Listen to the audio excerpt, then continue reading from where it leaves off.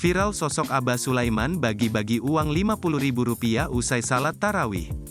Viral video jamaah salat tarawih bagi-bagi uang Rp50.000 usai melaksanakan salat tarawih.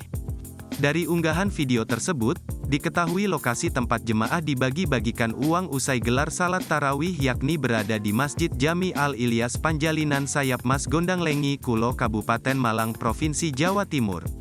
Masjid itu sendiri milik owner CV Sayap Mas Nusantara, Haji Sulaiman.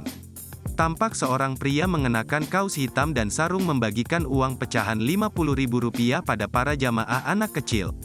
Tak hanya itu, orang dewasa juga mendapatkan uang. Tidak cuma ketika salat tarawih, jemaah yang melaksanakan ibadah salat subuh dan mengaji di masjid tersebut kabarnya juga akan mendapatkan uang tunai.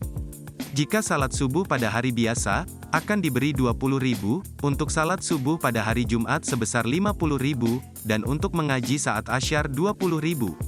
Bahkan, ada yang iseng-iseng menghitung penghasilan, jika beribadah di masjid tersebut selama Ramadan. Apabila mengerjakan tarawih selama 30 hari, akan mendapatkan 1,5 juta, sedangkan penghasilan jika mengerjakan salat subuh Rp720.000, jadi total 2,22 juta selama Ramadan. Pada potongan video selanjutnya terlihat para jamaah memadati area masjid. Bahkan ada yang sampai harus salat di area halaman masjid. Pengelola masjid pun sampai membangun terop di halaman masjid karena saking banyaknya jamaah yang ingin salat tarawih. Postingan itu lantas menarik perhatian banyak publik, sebab jika dihitung-hitung pendapatan kalau sholat di Masjid Al-Ilyas Sayap Mas, bisa memperoleh uang sampai jutaan. Ternyata sosok di balik pemberi uang tersebut bukan orang sembarangan, ia merupakan salah satu pengusaha sukses. Menurut beberapa informasi, sosok donatur dermawan tersebut bernama Abah Sulaiman.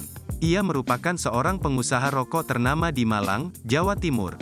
Sulaiman punya perusahaan bernama CV Sayap Mas Nusantara. Kabarnya, kegiatan bagi-bagi uang saat tarawih kerap dilakukan setiap tahunnya. Download Tribun X sekarang, menghadirkan lokal menjadi Indonesia.